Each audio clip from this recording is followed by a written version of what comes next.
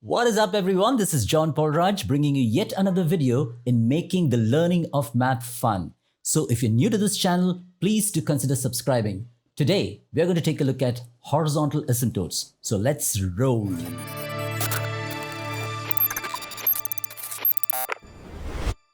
Unlike vertical asymptotes that occur at a value of x that are not part of the domain, horizontal asymptotes tell us a different story. Let me explain.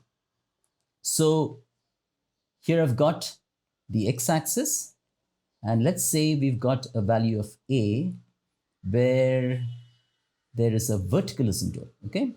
And let's just assume that this is what our function grows to. So this means that for values of x approaching a, see, a is not part of the domain, okay? So I'm just going to draw a hole there. A is not part of the domain, but as x comes closer and closer to a, the values of f, can you see what's happening? F becomes really large, infinite. It's almost like saying x approaching a finite value. And remember, this finite value is not included in the domain, all right? As x approaches a finite value, the y values, f of x, the function values become very large. That very large is what we refer to as infinite or infinity. That is what a vertical asymptote is. If you haven't seen that video, the link to that video will be somewhere up there. You can go and take a look at it. The horizontal, on the other hand, is kind of the very opposite, okay? I'll explain what it means. For x approaching large values, large, almost like saying infinite. For x approaching large values, x approaching infinity, fx approaches a finite value. Now, this is kind of the general idea. I'll just bring it in the frame of the camera. This is kind of the general idea of what a horizontal asymptote is, okay? It's basically studying the behavior of f of x, the behavior, and use that word, behavior of the function for large values of x. Large. So the question we are asking is, as x grows without bound, that's the meaning of this notation, x approaching infinity. See, we're using the arrow. X approaching infinity means x becoming large and large for large values of x. As x grows without bound, what happens to f of x? Do the function values also become large and grow to infinity? Or is there some kind of an upper bound, a limit to the function values? Well, normally what happens is, if you have a function, something like this, you think of it as increasing without bound. That means as x values increase, right? I'll just bring this into the frame. X approaching infinity, that's what it means, okay? As x increases, the values of y, you're looking at the y-axis, remember the range is looking at the y values. F of x approaches infinity means it's increasing without bound. It keeps on increasing. As x increases, y also increases. However, what if there is a case, something like this, that the function increases initially? So as x increases without bound, remember this is the x-axis, okay? And that's the y-axis. So as x increases, x keeps increasing for large values of x, okay? We're looking at the function values initially seem to increase. Can you see they're increasing, but then they sort of plateau around a certain value. It's almost like saying that value, whatever you call it, let me call it k, y is equal to k. That value k is kind of the limit, a boundary. It's not seen. Okay, there you go. That value k is like the boundary.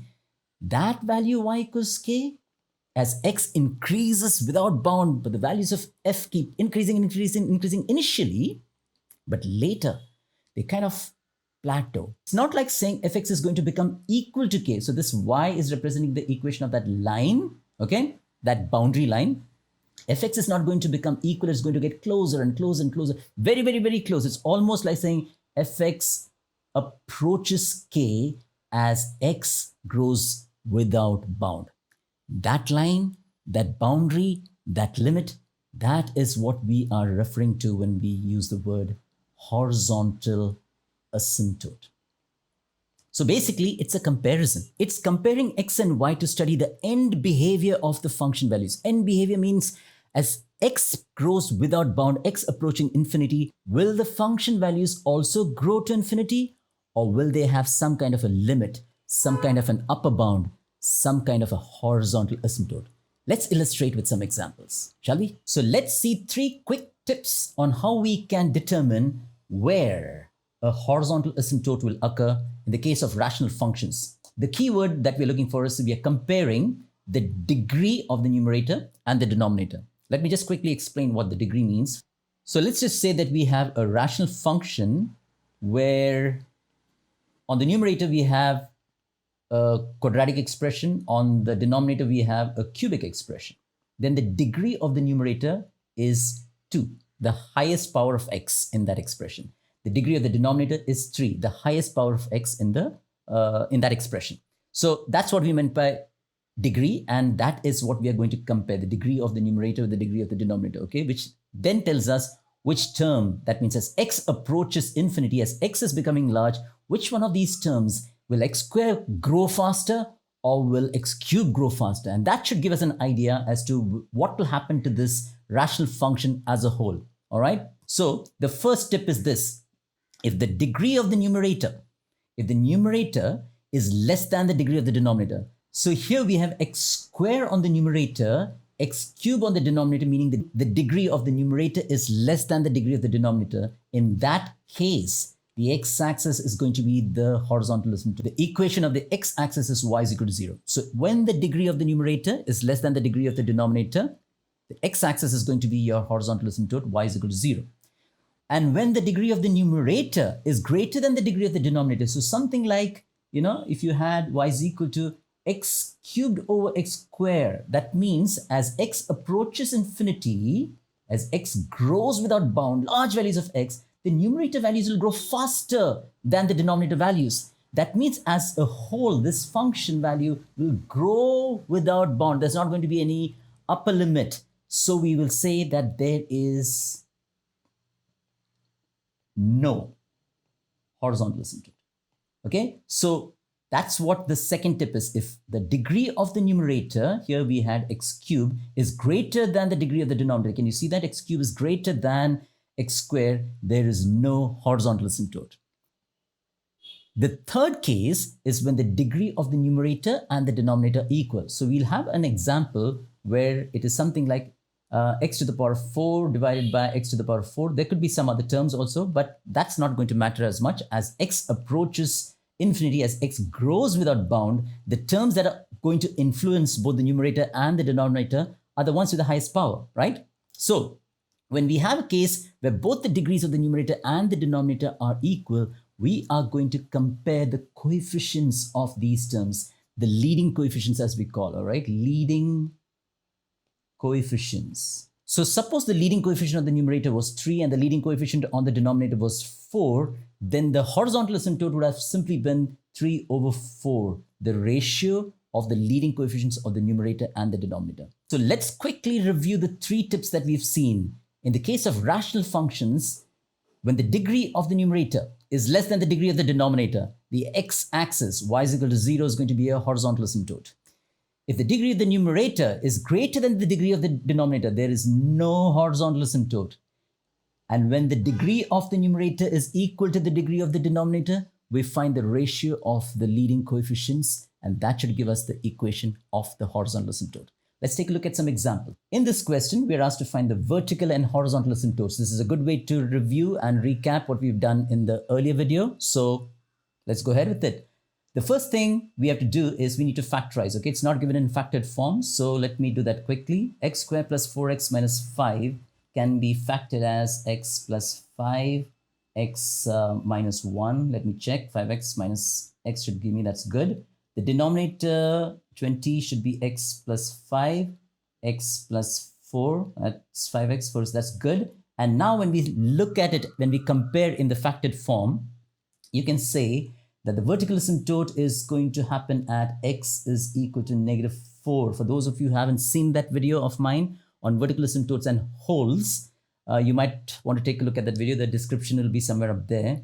x plus 5, that factor, you'll not have a vertical asymptote. You're going to have a whole, okay, at x is equal to negative 5. So vertical asymptote at x equals negative 4, but a whole at x equals negative 5. Horizontal asymptote, that's what we were looking at today. So what do we do? What's the case here?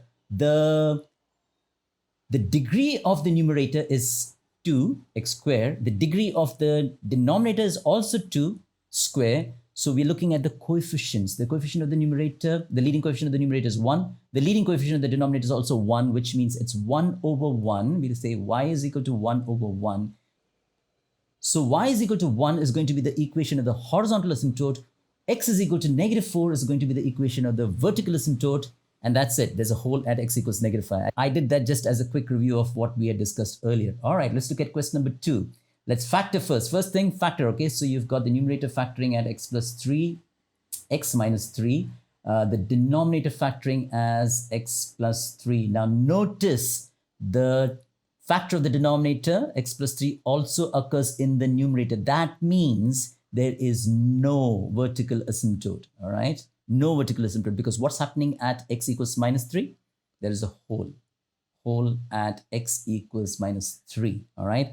For the horizontal asymptote, what do? We compare the degree. The degree of the numerator is 2. You see that x squared term is 2. The degree of the denominator is 1. That means this is a case where the degree of the numerator is greater than the degree of the denominator. No horizontal asymptote. Interesting case, huh? No vertical asymptote, no horizontal asymptote, but there is a whole. Let's look at the third example, all right? Let's answer the horizontal asymptote first, okay? This time. The degree of the numerator is 1. The degree of the denominator is 2. That means this is a case where the degree of the numerator is less than the degree of the denominator.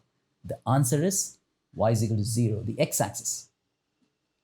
Horizontal asymptote, when the degree of the numerator is less than the degree of the denominator, the x-axis is the horizontal asymptote. Let's try the vertical asymptote. We need to factor the denominator. So I'm just going to do that quickly here. What is that? Let's keep in the view of the camera for all to see.